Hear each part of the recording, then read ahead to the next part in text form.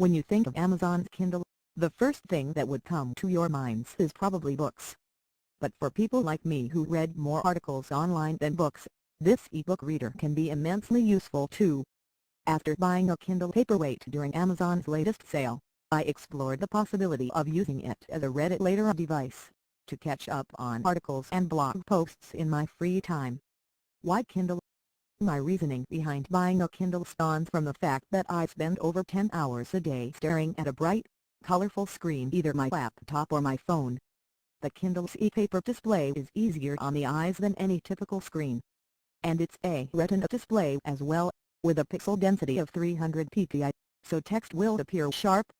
Since the Kindle does not run the smart operating system like Android or iOS, it also frees you from the constant notifications that would keep popping if you're using an iPad for reading.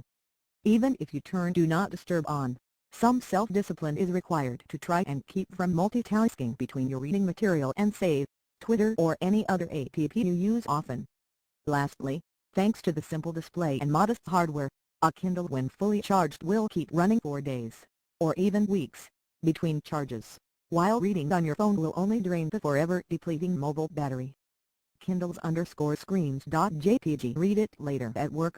I keep coming across interesting stories that I want to read at leisure. Typically, I'd use the Pocket app on my computer and phone to save things for later. There are plenty of apps that deliver content saved in your Pocket to your Kindle for reading offline, such as Pocket to Kindle or End to Kindle. So, just syncing content from Pocket to your Kindle should be a simple process, right? Here lies the problem. I'm used to saving not just written content but also videos and pictures.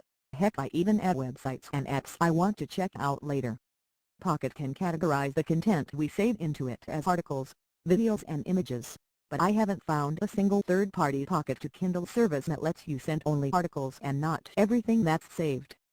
And since the Kindle is designed to use for text content, there's no point in all the other audio-visual content traveling to it. Send to Kindle. Amazon offers solutions for desktop web browsers like Chrome and Firefox that, like Pocket, will send cleaned-up version of the web page retaining the content, skipping the rest to your Kindle. It worked more reliably in my experience when compared to the third-party services mentioned above. I also prefer that it creates separate books for each article archived, and doesn't collate all articles into one single book. But using two archiving services also means a change in existing behavior. While I still use Pocket to save multimedia content like videos or apps, I now save all read it later posts using Amazon's solution. Send_to_Kindle.jpg What about sending to Kindle from a smartphone? There is also a Send to Kindle app for Android, but it doesn't let you save articles from your mobile browser. If you're using Adobe Reader, Documents to Go, or ES File Explorer, you can send documents from your phone to your Kindle as well. That isn't really useful if you're reading an article in Chrome or Twitter and want to save it to Kindle for later reading. This is where Push to Kindle by 5 Filter Curve comes in handy for Android. It's a tiny app that uses the Kindle Personal Document service to push articles to your e-reader in a single tap on the share sheet.